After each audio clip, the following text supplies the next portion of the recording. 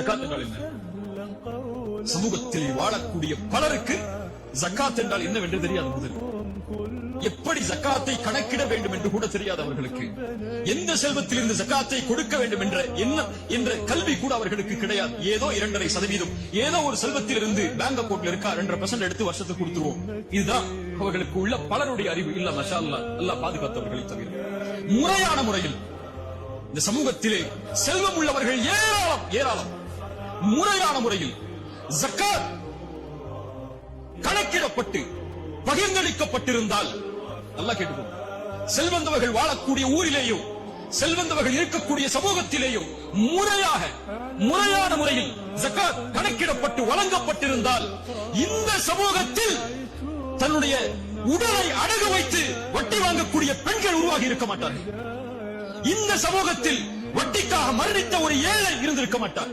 இந்த சமூகத்தில் தன்னுடைய அடிப்படை வசதிக்காக 2 வட்டி 3 வட்டி கந்து வட்டி என்ற நிலைக்கு போகக்கூடிய மக்கள் இருந்திருக்க மாட்டார்.